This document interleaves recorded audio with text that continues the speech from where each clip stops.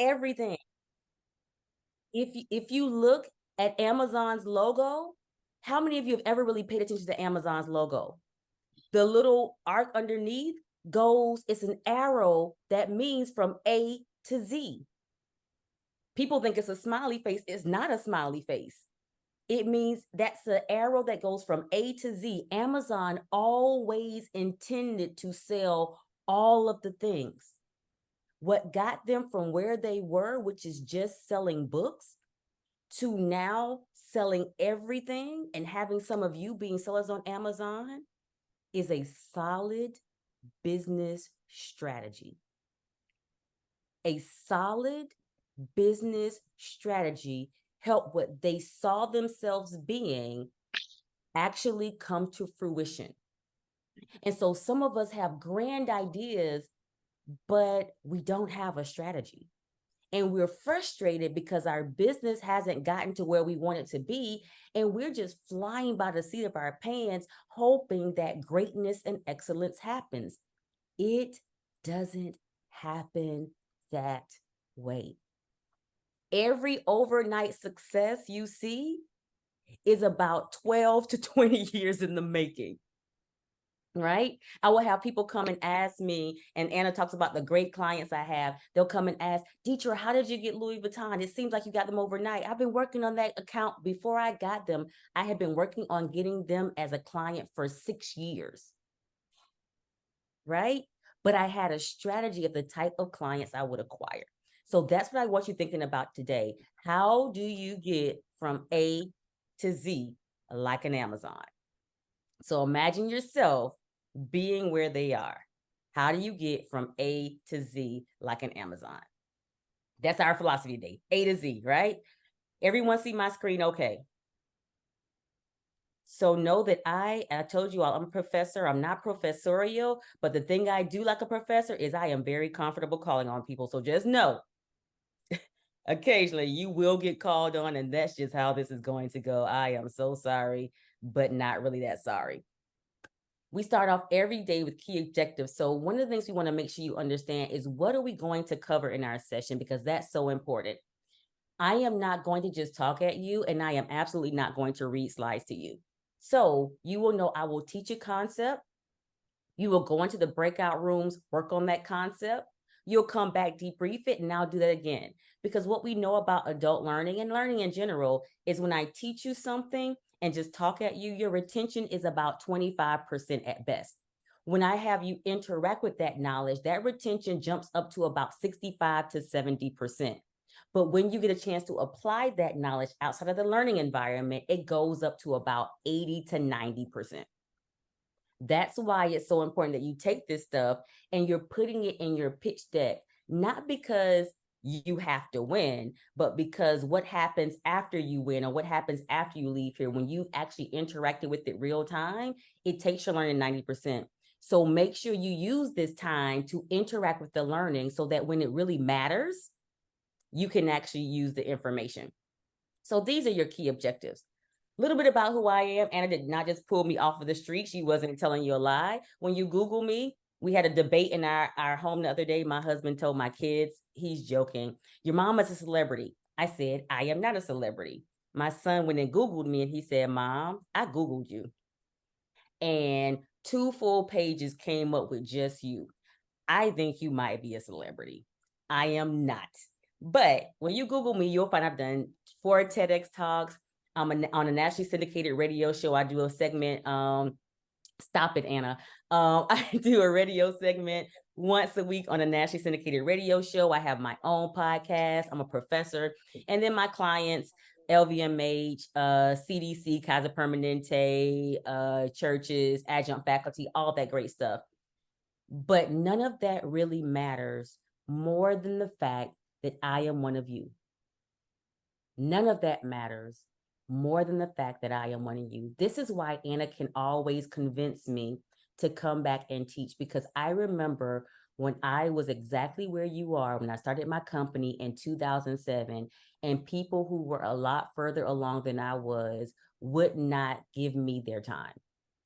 And I could not afford it. And they would not take an hour 2 hours out of their day just to come back and give me information to reach back and say, hey, here's what I learned along the way, because here's what I believe and here's why I do this. I believe that my hindsight should be your foresight. There is no reason that you have to make the mistakes I've already made. And so that's why I do this. So that's who I am. None of it really matters. I'll make sure you get a copy of this. You want to get in touch with me? Here's how. I'm moving on. But I'll make sure you get a copy of this. Now, let's talk about something. I'm going to stop sharing slides for a second. And this is where we're going to converse. There are some unique needs and challenges in the retail space. Every entrepreneur has their issues, and we all have issues that are not unique to any specific industry or type of entrepreneurship, whether you're B2B, B2C, or whatever. But there are some very unique issues and challenges in the retail industry. What are some of those unique challenges? Come off mute for me. What are some of those unique challenges that exist in the retail space?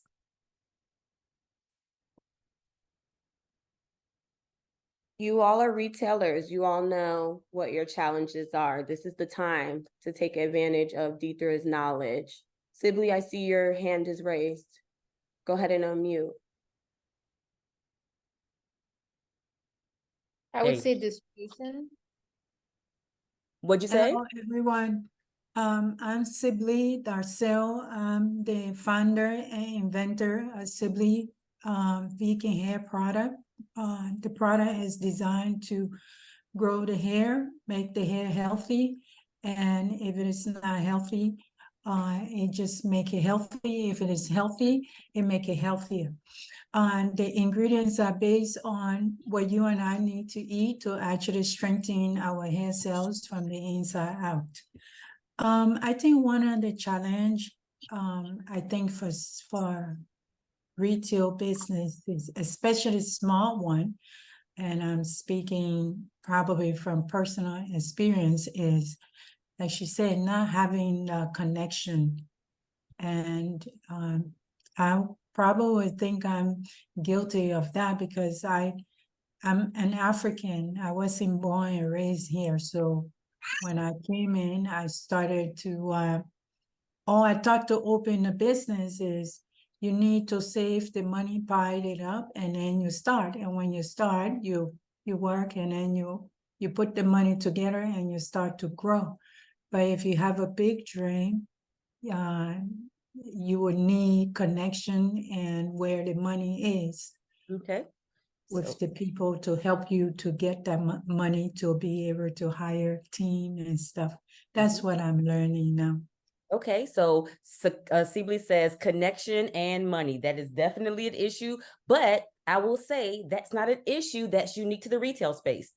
Every entrepreneur will tell you the same thing. I need more money and I need better connection. So I want to hear things that are unique to the retail space. Melissa, come off mute for me. Hello, good afternoon. My name is Melissa. I am a creative.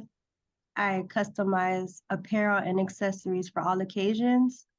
And a challenge that I find myself having is having some products on demand. Some of my clients, they want their stuff right away, and some stuff is outsourced, so I can't provide it as quickly as they want due to the lack of equipment. Like if I had the equipment, then I could do more things that they need on demand. So as far as the outsourcing, that's a challenge for us. Definitely a retail issue, supply and demand. Do we have what our customers want when they want it? And let's even relate that to supply chain issues. Very good one, Melissa. Arlena. Yes, I think I try to do this formula, 3 steps, like selling a product that also makes the difference, okay, and that also give a service, and all that 3 have to be profitable. Making sure that what you're selling is profitable. That's absolutely an issue, but that's also an issue no matter what. No matter whatever you're selling, if it's a service and you're not retailing, making sure that what you're selling is profitable is absolutely going to be an entrepreneur issue, but that's also a good one. Other ones, I saw Who had their hand up? Mukai Juice. I have one that I don't have this issue yet, and I'm excited to have this issue in the future, but you know, I handcraft products like a lot of other individuals in here. So eventually when I get to the point of being very busy, it would be hard to continue producing at the rate that I would need to, you know, get sales out in a timely manner. So I would say production. Production is absolutely an issue. Now what she talked about first is that need to meet the demand that's going on, that's happening in the service industry, but we are actually talking about producing a product. That's absolutely an issue we have to worry about. Michelle, come off mute for me. Hello, my name is Michelle Tirado. I am the owner of Belleza Miami. So Belleza Miami is an e-commerce online meal supply store. So I would say the biggest challenge that I would face that in retail is always staying up to date with the latest trends. Everything is evolving in the nail industry, and there's always new techniques when it comes to DIYs and to supply to consumers as well. So I would say a challenge that I would face is always having to have current product on hand in a timely manner, as in, how can I say, as things evolved, like I have the product coming in because I get it outsourced as well. So it's extremely challenging to always have the next latest product available for consumers. So that's a huge one, trends, right? Because you want to have what the consumer wants, but knowing that the consumer wants is always changing. You do one little thing on TikTok, and now what used to be the end thing is no longer it, especially like you said with nails. Oh my gosh. One day it's coffin nails, one day it's spike nails, one day it's acrylics, the next day it's gel, the one day it's this, the next day it's that. And so keeping up with those trends and making sure you can meet the demand of the customers' changing desires, right? That's a huge one in retail. Take these last two, Stacy and then Paula. Good afternoon, DETHRA. I'm Stacy from Stacy's Naturals, and I help heroes with sensitive skin boost their confidence through my handmade all-natural creations. And one of the challenges that I've found in retail is that when I'm face-to-face with customers, it's great because they have the opportunity to try the product, they feel it, they love it, and they buy. But then now I've also incorporated the e-commerce aspect, and that part is very difficult in that keeping in touch with the customers, being able to communicate the effectiveness of the product to create that same love for the product that the person would have in person. Online, it's very challenging, to be able to create that content that would translate into that love for the product as if they were in person. Absolutely. Pause for a second right there, because Stacy said something huge. How many people on here, raise your hand if you can honestly say, if I could just get my product in people's hands, they'll buy it. If I could just get it in their hands. And part of the problem I have, especially when it comes to selling with e-commerce, is getting it in their hands. If I could just get them to touch and feel this product and use it, I would sell out. How many of you I saw your hands raised, right? Huge issue. Good one. Paula, what did you say? Hi, good afternoon. My name is Paula Chavez. I am the owner of Paula's Bake Shop. We are a small bakery business located here in Miami. We sell our products online on farmers markets, special events, and we also have wholesale line for hotels and restaurants and specialty coffee shops. Right now, we are looking to 2 specialty clients that have franchises. So one of the challenges that we are facing is distribution. how we gonna distribute our products on time for everyone if each of the client have like several stores, like 10 or 12 stores, and we are very close to complete those businesses. And one of my biggest fear is that one, how I'm gonna get the product on time to my clients. Yes, distribution and timing, because all of that matters to them. If you can't please this please the client, you lose the client. And now we're in this endless cycle of trying to get business, lose business, get business, lose business. And all of that relates to our staffing, our own equipment acquisition, supply chain, all of this.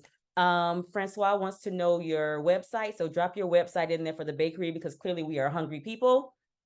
So Paula, we need to know your website. Okay, paulasbakeshop.com. I'll put it on the chat. Thank you. Awesome. So the reason I ask you this stuff is because oftentimes when we just tell you these are the problems, you're like, how do you know my problems? My problems are unique to me. These are my own problems and no one else has these problems. Yeah, they do.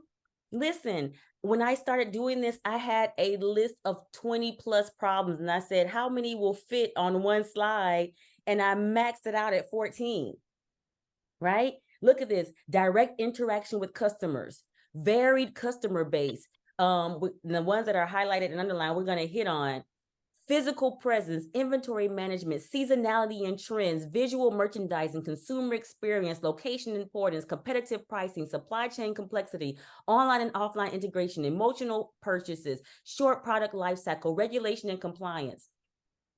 These are all things that you have to think about as a retailer. And these are all problems for you. These are all challenges that you have to overcome. Now, I wish I had the time to go through all of these. I don't. So we're just going to hit on 4 for today, but I'm going to make sure you have this full list: varied customer base, inventory management, consumer experience, and supply chain complexity are the 4 we're going to talk about today. So let's talk about varied customer base. There is your target market, and then there is everyone else. What I love is that Alexis already covered identifying your target market with you yesterday. So you should have a good idea of who you're going after. Now, understand, you might have a target market or target markets, but you can't have everyone. And I'm sure Alexis covered this with you. Like when I ask people, who is your target market? And they say women between the ages of 25 and 65. What? That is not a target. Do you think a 25-year-old woman and a 65-year-old woman are looking for the same things? As a matter of fact, a 25-year-old woman, a 35-year-old woman might not even be looking for the same things, right? And so when you're talking as a retailer, you have to identify your varied customer base, because you may identify, let's say, for example, the person that talked about working in the nails industry. She may be saying, hey, I want to hit 30-year-olds, but I want to hit 30-year-olds who are out there on the club scene. And I want to identify professional women who care about how their nails look on a day-to-day basis. Those 2 markets may want 2 very different things. And so you have to understand and be clear about your varied customer base. Here's the question: how many bases do you have? I'll give you an example. Go ahead, Alexis. Go ahead. So what DETHRA is talking about, I want you all to just remember back into your recent memory that buyer persona map that we did yesterday. That you can use to segment out these different customer bases that DETHRA is touching on now. So you see how granular we got yesterday. We got into their behaviors, their lifestyle choices, even their role in their purchasing processes. Are they the primary spender? Are they spending on themselves, or are they spending on others when they engage with your product? This format directly correlates with the things that DETHRA is talking about. So I want you all to keep that in mind as you move forward and as you start to develop your pitch decks. Okay. Absolutely. Thank you for adding that, and jump in anytime. I appreciate that. This directly correlates to your business strategy. This directly correlates to how you reach out to them, how you keep inventory. Remember, you said, hey, trends are changing.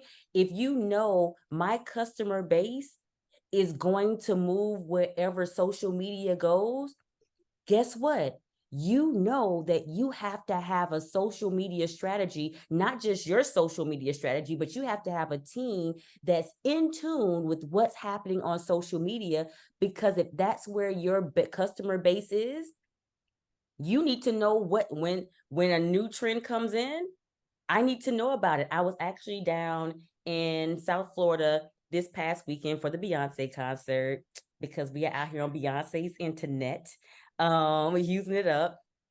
But I happened to go shopping because what you know is I'm also a shopaholic. I went to Jimmy Choo's, and the manager of the store was so upset. Let me tell you why they were so upset. They were upset because there are a pair of shoes that Beyonce wears in the show that are a pair of Jimmy Choo's. Well, they didn't get their shipment of those shoes in until Saturday afternoon, or Friday evening, Friday afternoon. The Beyonce concert was Friday afternoon. Everybody came in the store looking for those shoes every day prior to that. So if someone had been paying attention, knowing that, hey, I'm watching what's happening, I know that the people that shop in us are looking at what celebrities are doing and wearing. Beyonce is coming to town. We need those shoes in here at least a week before the concert. Because someone wasn't paying attention to their customer base, they now have a shipment of shoes that they will probably have a hard time moving. They'll probably get rid of them at some point, but if they had gotten them at the right time, the likelihood of them selling out would have been through the roof. But somebody wasn't paying attention to the customer base, and now they have inventory that they have to sit on a lot longer than they anticipated. Michelle, come off mute. So back to when you were saying the targeting audience for your age, this is kind of like the same. How does it affect when creating your website for a targeting audience? Because that's one of the main questions web developers ask for the age range. It directly correlates. So for example, if you have a younger audience, I tell people all the time, for a younger audience, it's for every audience really, but for a younger audience in particular, I am more concerned about how my website looks on my phone, because that may be the first place they ever interact with my audience. And if my audience isn't optimized for the phone, then I may lose that group. I may lose that audience. So knowing the age, knowing profession, exactly what Alexis talked about, knowing even their lifestyle is so important to every piece, especially of your marketing, but your marketing is a part of your strategy. So knowing that is so important. And I don't want to harp on that too long, because I know Alexis nailed that yesterday, because I already heard about it. I heard it was absolutely phenomenal. But know that that has to be a part of your strategy. And the reason I started with it first, and probably the reason why FIU put that as the first session, is because without that, you don't have a strategy. It's like, how are you making all this stuff? Like, it's kind of like identifying, I'm just going to go shopping for clothes. For who? For what event? Where are you going? What's the temperature going to be like? Is it outside? Is it inside? You're just buying random clothes that may not even fit the situation. No one may ever wear those clothes until you know who you are buying clothes for, right? So think about that. That's the foundation of your strategy. Thank you. You're welcome. Thank you so much. Any other questions there before I move on? Awesomeness. So now the next part I want to get to, because like I said, I know the other part was handled, is inventory management. Let's talk about supply versus demand. The example I gave you when I was shopping, as soon as that happened, I said, oh my gosh, that is going to be an example I use when I'm talking to the students, because that is a prime example of inventory management. Your goal is to have enough inventory to meet the demand, but not too much inventory that you are paying for what I call the hosting fees. You need to know how much it costs you to hold your inventory. I was watching Undercover Boss the other day, and the undercover boss happened to be the owner of the vitamin shop. I think it's a chain of stores called the Vitamin Shop. And as she was going around to the different stores that were a part of her chain, she was at one store, and as she looked on the shelf, it was a popular product. The manager of that store, who did not know this was the founder and CEO of the entire company, thought he was just training some new employee. She was looking at the shelf and she said, why is that out of stock? And he said, it's always out of stock.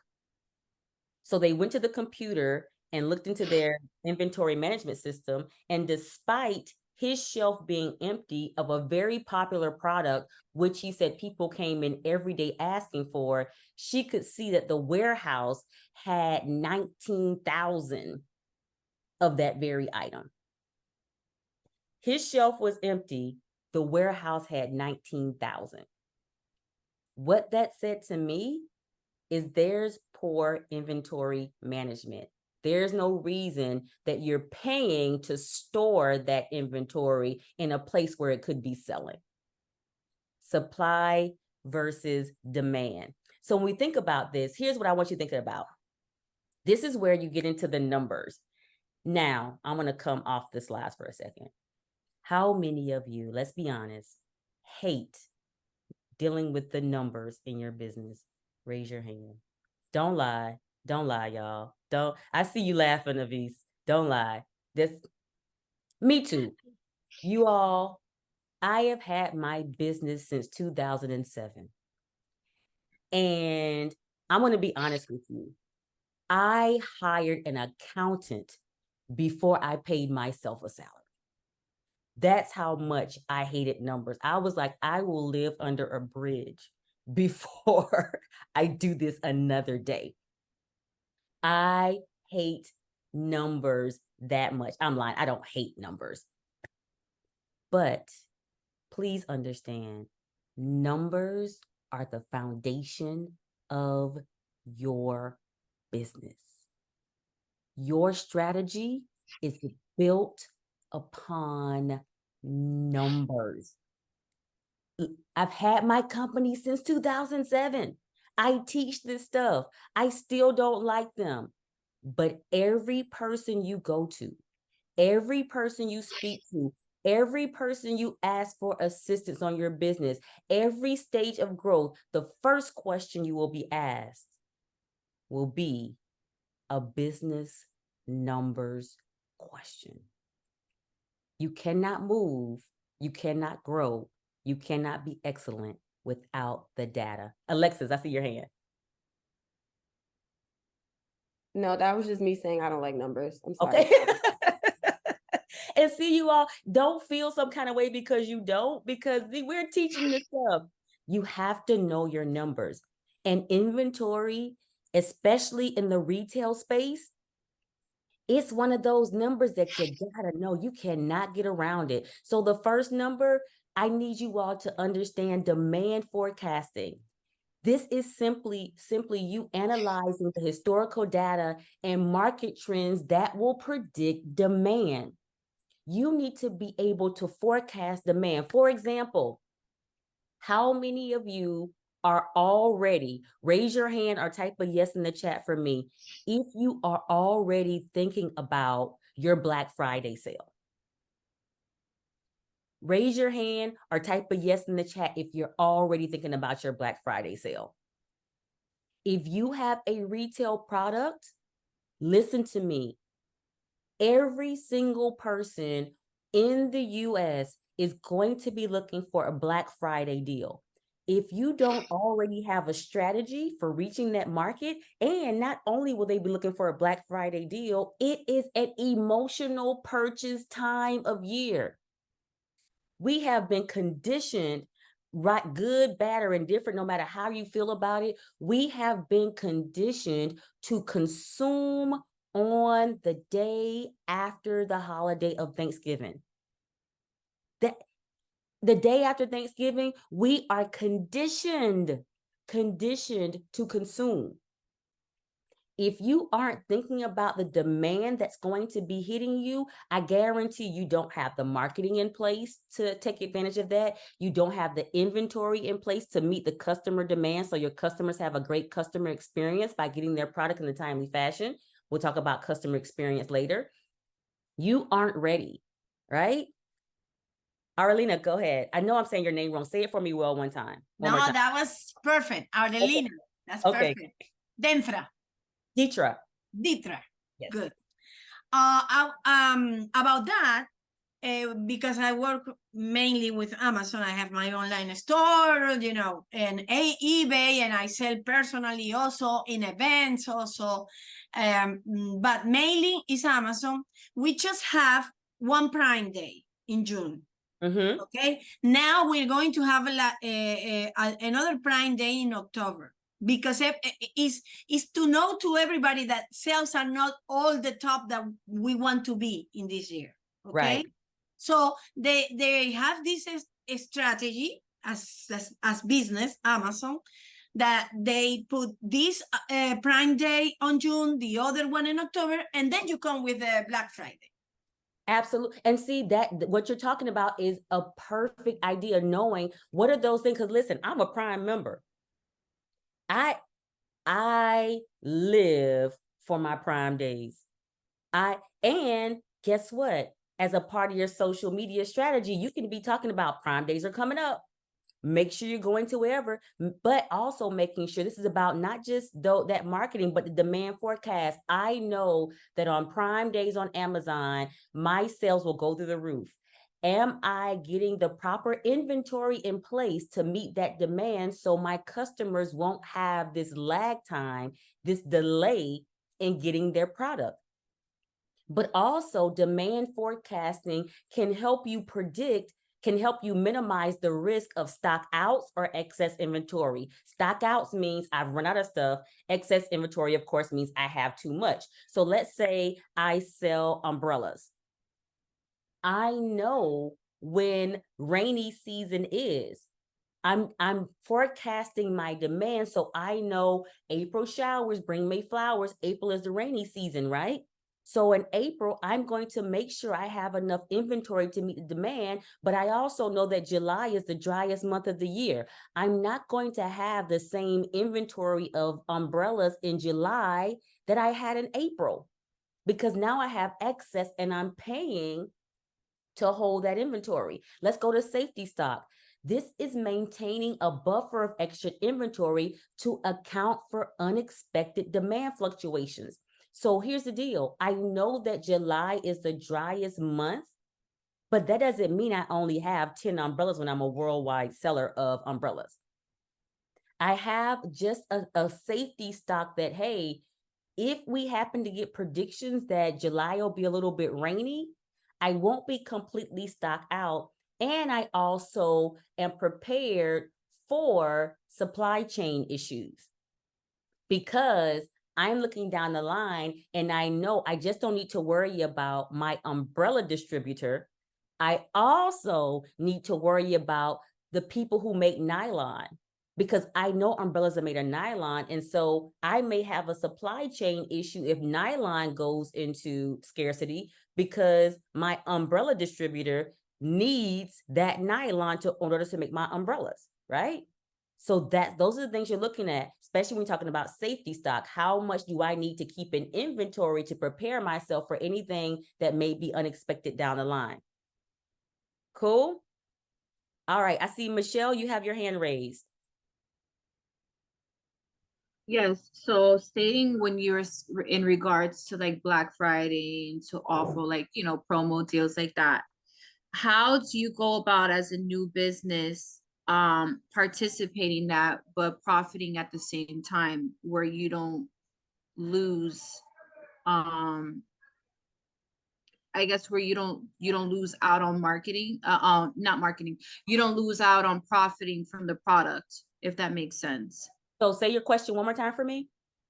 So in regards back to like you're saying like Black Friday, like has anybody thought about Black Friday, which is, I didn't think about that, which is actually a great marketing tactic to plan that now to get inventory and stuff like that. But what I'm saying is like as a new business, how do you go about offering deals without losing money in the process? That's great. So that goes into pricing, which I think you all will get into a little bit later as well, but also knowing what you can handle. So here's the gotcha. When you say, for example, if you decide to do social media ads, and that's a part of your business strategy, because part of your strategy needs to be, how am I advertising? Who am I advertising to? You're able to identify how broad reaching your advertising is. So I would say, for example, I was working with a client recently and they said, I'm going to market to the entire US for my marketing strategy. And I said, okay, let's pause for a second.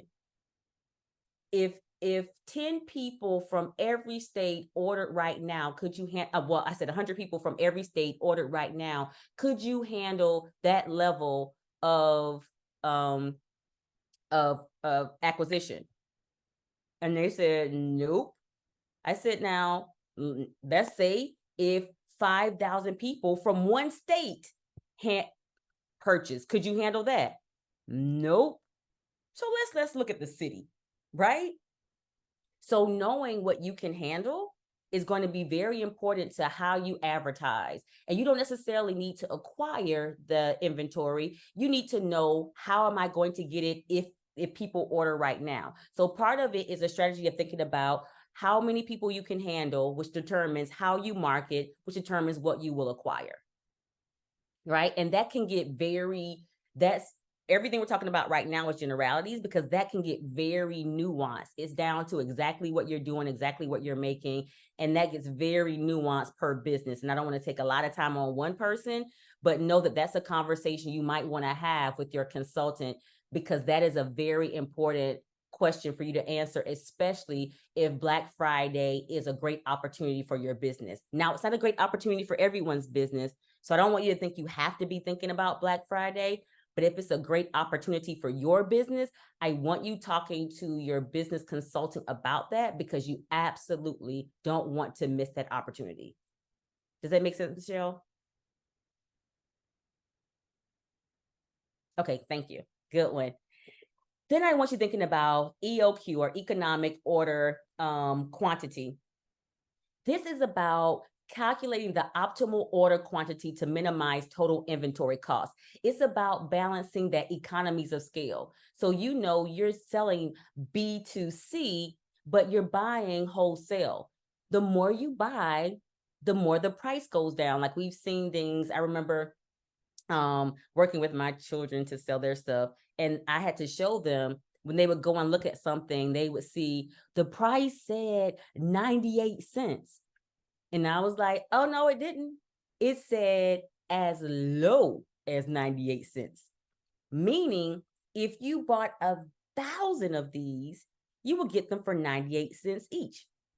But if you only buy one, it's $2, right? And so EOQ is about understanding what is that optimal order quantity that helps you minimize the inventory cost. That optimal quantity is the amount that gives you the economies of scale, that gets you a lower number, while also not breaking the bank, like Michelle was just asking. How do I know, especially as a new business, how do I know how much to order without the limit, with the limited cash flow that I have? That's that EOQ. It's that healthy balance of ordering enough to give you that discounted price, but also not ordering too much where your cash flow is negatively impacted and you really can't operate the business because you spent all of your money getting inventory, right? And then it's that ABC analysis, categorizing your inventory by ABC groups based on the value and usage frequency. So here are the things I have. I know based on my data, historical data, this is an A product. This product I can't ever keep in stock. So I know my customer, that avatar that I've created with Alexis's formula, I know they always want this A product. So when I'm thinking about what am I going to spend my money on acquiring for Black Friday, it's going to be A. Next in line is going to be B. Next in line is going to be C based on the usage frequency. And you want to focus your efforts on managing the high value or high demand items. High value and high demand are not the exact same thing. High value may mean I bought this for $50, but I can sell it for $1,000. So each sale is a high value sale for me. High demand simply means that people are always buying this product. And that's something else in your strategy. You have to balance high demand versus high value. I'll give you an example. For my business, ExecuPrep, we prioritize high value. Which services get us the highest value versus which services are in highest demand, because high value services require less work and make us more money, right? But I know other organizations that prioritize high demand and they make their money that way. There is no wrong one. It's which one is best for you. So really quickly, I am going to drop you all into, let's see. I'm going to drop you into, there we go. I'm going to drop you into a breakout room.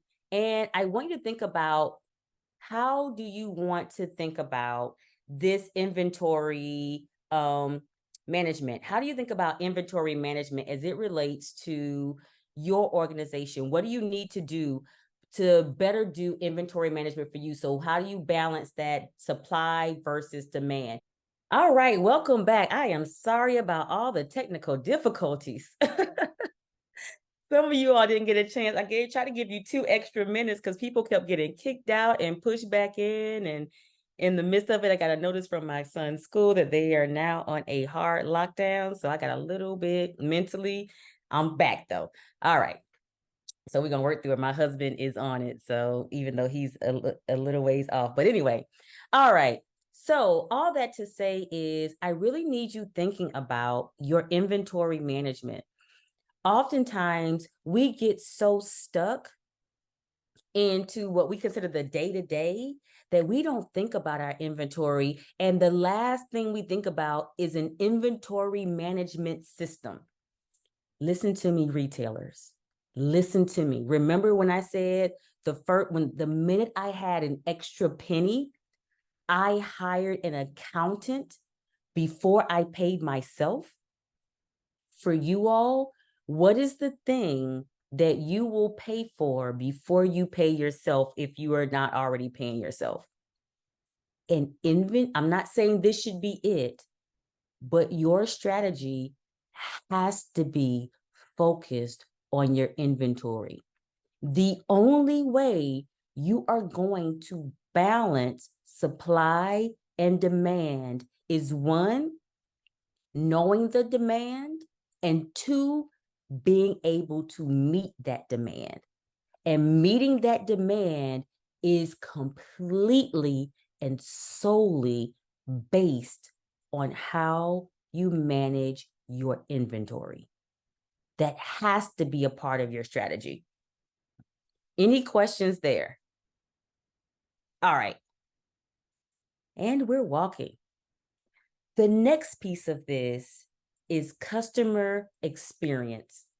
Now, let me tell you why I say customer experience over customer service, especially when we're talking about your strategy. How many of you often hear customer service and how important customer service is? Raise your hand if you've always heard customer service, customer service, customer service. Yeah, we often hear customer service. But remember when Alexis was talking to you about that customer base? And she said in her formula, she even broke it down to lifestyle. What do they do? How are they? Where are they going? What do they enjoy doing? What's their socioeconomic status? What's their educational background? What type of degrees? What's their educational level?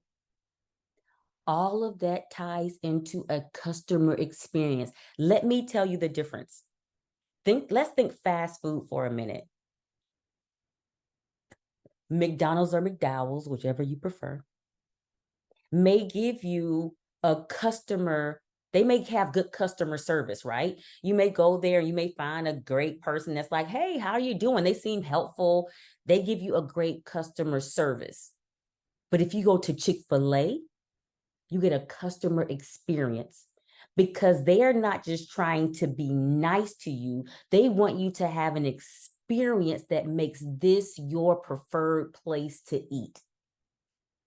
And so when they say my pleasure, it's not just them saying my pleasure is customer service. Making you feel like it's their pleasure is customer experience. Do we understand the difference there? You want to make sure that part of what you're planning, part of what your idea is, part of how you're strategizing is you're thinking about what do I want the customer to experience when they use my product, when they encounter my people. And that's going to go into everything you do. Your website is an experience. Your social media presence is an experience. Your inventory, how quickly they get up, how the time between product order and product acquisition to the client, your customer, that's customer experience. One of the things I love, one of the brands is a small business that I love. I work out. I used to be an athlete, but I value health and wellness. So I work out probably 5 days a week. So I spend money on my shoes because I know one of the quickest ways to get injured is to have poorly fitting shoes. And I spend money on my workout attire. One of the companies that I love, a small Black business called Actively Black, and they produce activewear. Their customer experience on their website is easy. When you order, it's less than 3 days between when you order and when you get your product. And mind you, remember Amazon, that company we talked about before? They have really messed up people's idea of how long it takes to get something to you. Because if you have Prime, you are used to ordering something today and having it as early as tonight, right? Part of the customer experience is how quickly they got it.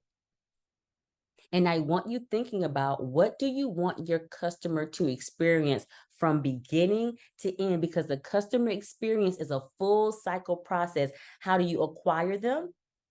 How do you fulfill them? And how do you bring them back into the loop? Let me tell you why the strategy of customer experience is so important. The strategy of customer experience changes customers into clients. And let me tell you the difference. Customers are people that come and shop with you here, there, every now and then, right? Think about Stacy. A client is somebody that buys a body butter one time. That's a customer. A client is someone who's made their skincare regime circle around her products. A client who makes sure before this runs out, I am restocking with Stacy. Stacy can go in her books and say, you know what? DETHRA is a client because next year, based on her spending with me, I can actually make her spending a part of my financial projections next year. A good customer experience changes a customer into a client, and clients are the people you can bank on. That's the type of strategy, creating customers that you can now bank on. So when I order inventory, I'm ordering inventory based on my clients. They have such a great customer experience, they're always going to order from me. You know what? DETHRA orders this every month because this supply should last her about a month. And last year, based on the numbers, she ordered 12 bottles of this. That's what a great customer experience will do. So as you're strategizing, your business strategy needs to be focused on client and customer experience from beginning to end with the goal of turning a customer into a client. All right. You're welcome for that advice. Now, here is the thing that has us all petrified right now. Supply chain. We know that supply chain is crazy. How many of you all are concerned about supply chain? No one? You all need to be concerned about supply chain. And let me tell you, when you're thinking, that's why Fabiola's like, yeah, me, right? Let me tell you how I need you to broaden your view about supply chain. Remember, I told you, let's imagine that you are selling umbrellas, right? If you are selling umbrellas, your concern is not just the umbrellas. Your concern, especially as it relates to supply chain, is everything that goes into making that umbrella. Example, let's say there's an aluminum shortage. If there's an aluminum shortage, how is that going to impact your umbrellas?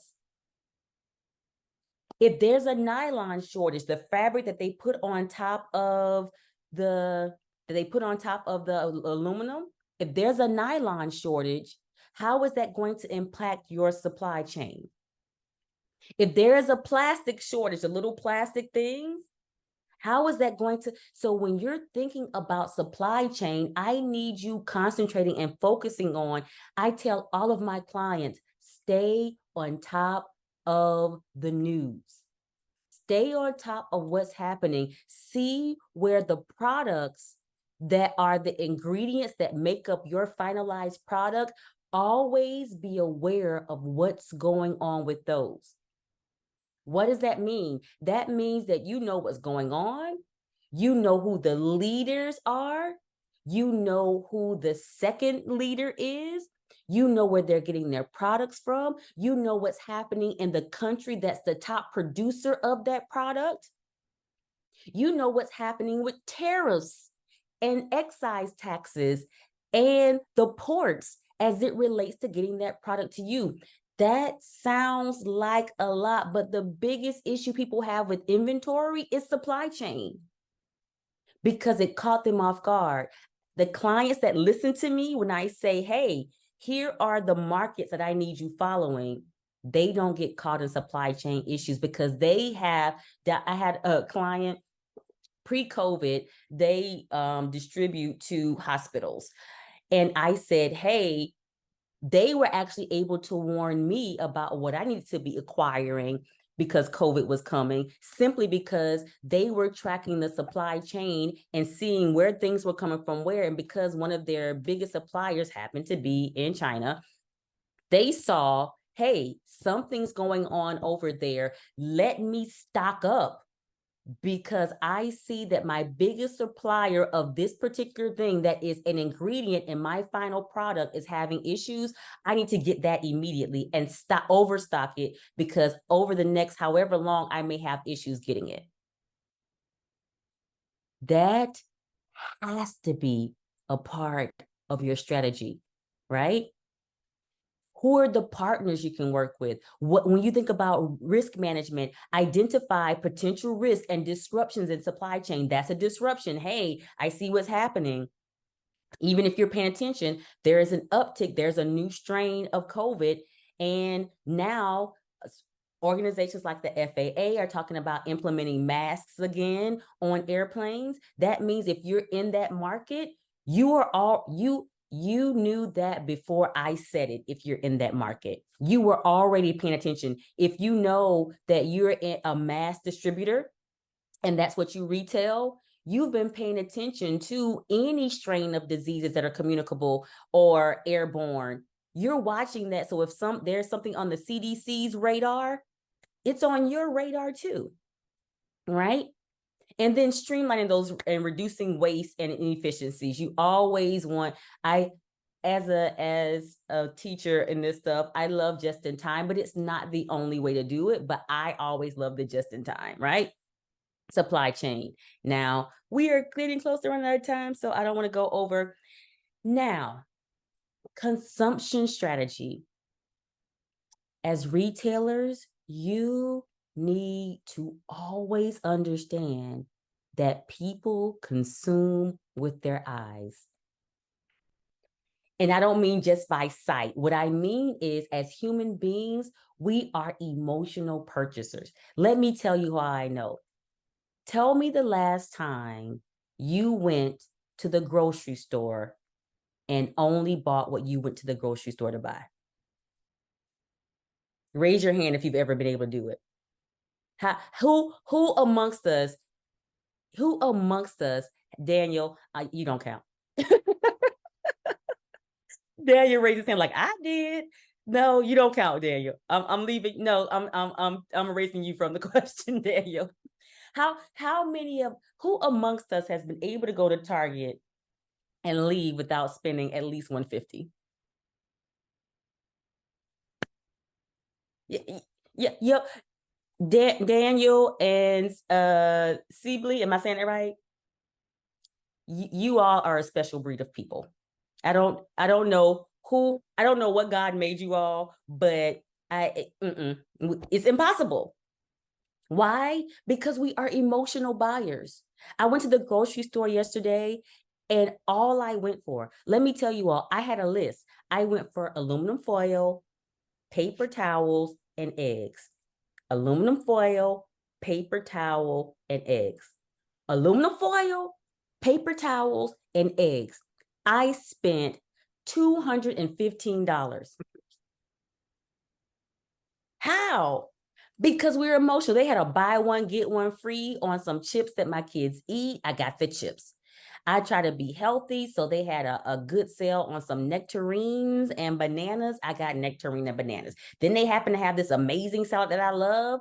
They had it on display. It looked good. I got it. $215 later, guess what I didn't get? Aluminum foil. Which means I got to go back to the grocery store to get aluminum foil. That's going to be another $150 to go back and get aluminum foil. That's right, Melissa. Geesh. Because consumption strategy is making sure you are visually appealing to the emotions of that ideal base client. Right? Stacy, I will. It'll be another $200. It sure will. Are you positioning yourself? What is your strategy, your business strategy of appealing to the emotions of your consumer base? Remember I told you all at the very beginning, what about Black Friday? That's the emotional time. Are you prepared to appeal to that emotion? Let's say you're selling health products. Are you prepared for January 1 when everybody swears they're going to get their health together and be fine by the summertime? Are you prepared for Cyber Monday when everybody decides, hey, they're going to do this? Arlena, are you prepared for that New Year's resolution when people say, this is the year I'm going to learn to play an instrument? No, you're not. It doesn't matter though, because you've already bought a saxophone from me, right? Have you prepared yourself for the consumer to see and want what you do? Consumption strategy has to be a part of your strategy. Now, there is so much that we can go over as it relates to business strategy. But my concern is what is going to be in your pitch deck. Because you have to absolutely have an idea of what your business strategy is going to be. And understand that all of these are building on top of each other. Alexis gave you the foundation. What is your consumer base? Who is your target market? What is that client avatar that you're looking at? Now that has to be the foundation of what's the strategy for you getting from A to Z, from the Amazon that just sold books to the Amazon that now sells virtually everything. At some point, you will be able to buy your car on Amazon. What is your strategy to get you there? So some key points we talked about today. Identify the current trends in your industry Explain your strategy to address the trends in the market. This is your homework. I'm going to give you a few minutes to work on it. Just like I'm lying, it's 1:56, so I lied. You don't have a few minutes. You your slide. This will be your homework. Identify the current trends in your industry. What is happening? What is it looking like? Who are the industry leaders? I don't want you imitating the industry leaders. I want you to see what they are doing. What does it look like? What does it look like their strategy is to be the industry leader? How are they leading in the industry? And then, as a part of your homework, be able to explain your strategy to address the trends in the market. Because I don't care what market you are in every market has trends. Now, here's what you may decide. I'll give you an example. Think about retail clothing. There will be trendy clothing. There's always something new and trendy going on right now. If you are a hat seller and you are not selling silver hats for the Renaissance World Tour, then you are not keeping up with trends. If you don't have silver hats in stock right now, you are not keeping up with the trends. If you're a trendy hat seller, but here's the gotcha. There are going to be hat sellers that completely their target market is bull riders. They are not concerned about the Renaissance World Tour right now. They are aware of the trends, but their trends are more traditional and don't change as much. And they've said, I'm cornering this market. So even though you may decide I am not a trendy retailer, you still need to know what the trends are for the people that you're marketing to, right? So that's your homework. Identify current trends in your industry and be able to explain your strategy to address the trends in the market. Lastly, highlights. Number 1. If you're going to develop a strategy, you have to understand your target market. Knowing that, it not just improves, it has to be the foundation of your strategy. Your strategy is all about how do I dive deeper into that market so that I can corner it in order to expand into other markets. 2, poor inventory management will sink you. It directly impacts the customer experience, which is superior to customer service. Poor inventory means that increases the gap between when I acquire a customer, when they ask to acquire my product, and when they actually acquire it. If it takes too long, I am already thinking of who can give me a better experience. And then data, numbers. You have to know the numbers. Data is your best defense against supply chain issues. Knowing where your ingredients come from, and by ingredients, I don't just mean you're a baker or you're making skincare. I mean, what are all of the pieces, the factors that go into producing your product? If it's an umbrella, you're talking about plastic, aluminum, nylon, screws. What is the data that will tell you, okay, what may be the holdups and how do I need to properly prepare in the event I see something coming, right? And lastly, Alexis already went over this. You know your final assignment, your pitch deck, you get it every day. I don't need to go back over it. And this slide says questions, but it is 1:59. So I will let you all send Alexis your questions. If you get them to her, she'll get them to me, and I'll be happy to get them answered before your sessions are over. I am sorry for not leaving more time for questions, but my prayer is that this information was helpful to you all and that you're truly able to use it to do your pitch decks. And furthermore, beyond this situation, to create an amazing strategy for your companies that will get you from A to Z, just like Amazon. Thank you all so much.